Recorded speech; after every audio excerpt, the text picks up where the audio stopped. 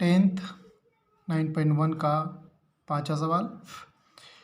भूमि से 60 मीटर की ऊंचाई पर एक पतंग उड़ रही है। पतंग में लगी डोरी को अस्थायी रूप से भूमि के एक बिंदु से बांध दिया गया है। भूमि के साथ डोरी का झुकाव 60 है। यह मानकर कि डोरी में कोई ढील नहीं है, डोरी की लंबाई ज्ञात कीजिए। अब डोरी की लंबाई ज्ञात करनी, माना कि एक पतंग उड़ रही है, ये भैया पतंग, ये यहाँ से पतंग उड़ रही है यहाँ तक, ये पतंग है यहाँ पे, ये यहाँ पे पतंग उड़ रही है और हमने किसी भूमि से, ये भूमि से उसको डोरी से बांध दिया है, ये बांध दिया है। अब डोरी से बांध दिया है और उसने बोला है कि भूमि से 60 मीटर की ऊंचाई पर उड़ रही है। तो देखो, भूमि से 60 मीटर की ऊंचाई पे उड़ रही है, ये 60 मीटर की ऊंचाई पे उड़ रही है, ठीक है ना। अब हमें क्या करना है, 60 मीटर की ऊंचाई पर उड़ रही है तो पतंग में लगी डोरी का अस्थायी रूप से भूमि के एक बिंदु से बांध दिया गया है। हमने ये अस्थायी रूप से बांध दिया है और इसके बाद भूमि के साथ डोरी का झुकाव 60।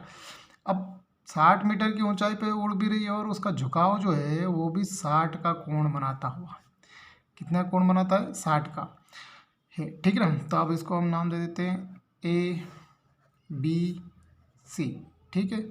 यह अस्थायी रूप से उड़ने वाली पतंग की डोरी, अब लास्ट में बोला है डोरी की लंबाई ज्ञात कीजिए। अब डोरी की लंबाई ज्ञात करनी है हमको, तो डोरी की लंबाई ज्ञात करने के लिए हमें इसे सोल्व करना पड़ेगा।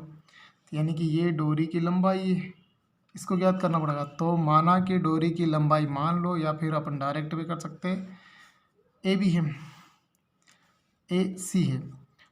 माना कि डोरी की लंबाई AC है, AC मीटर है, AC मीटर है। अब इसमें हमें ज्ञात करना है कर्ण और लंब दे रखा है, इसलिए लाल बटे कक्का, कक्का में आप लोग को साइन यानी कि कर्ण ज्ञात करना है, तो साइन आ जाएगा साइन थीटा, ठीक है।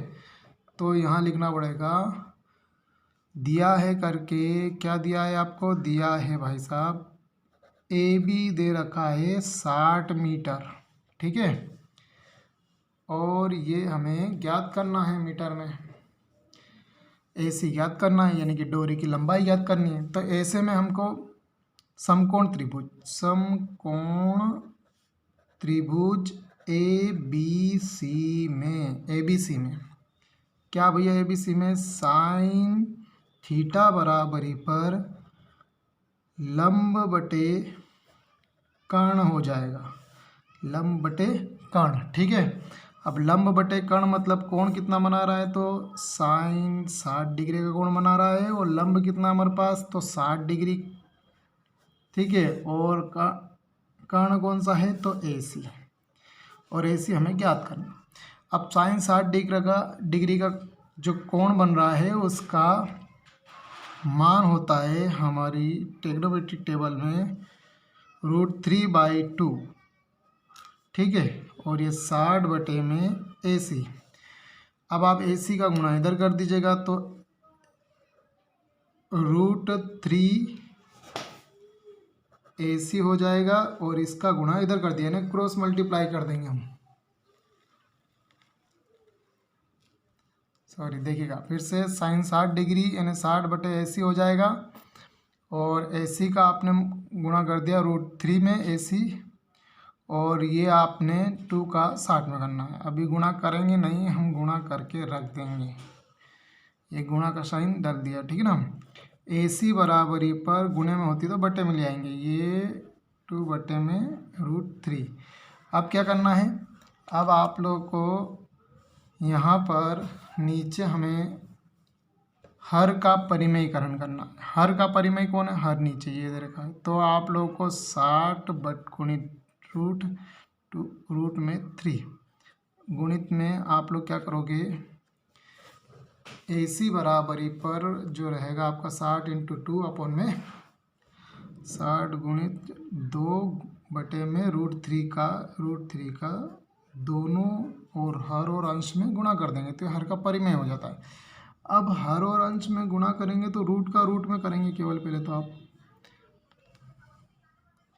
काय का काय में करेंगे केवल रूट का रूट में। तो देखिएगा रूट का रूट में करेंगे तो यहाँ ए सी इज इक्वल टू हो जाएगा 60 गुणित 2 बटे में रूट का रूट में जब गुणा करते हैं तो केवल 3 आता है, ठीक ना। और ऊपर गुणा किया हमने करने ये रूट थ्री का इसमें गुणा कर दिया हमने 60 इंटू 2 में। तो 3 से 3 एकम 3, 3 दूना 6, ये हो जाएगा आप लोगों का कितना 20। और ये हो जाएगा आप लोग का ए सी बराबरी पर 20 गुणित 2 रूट 3, 20 दूना 40। तो ए सी बराबरी पर 40 गुणित रूट 3।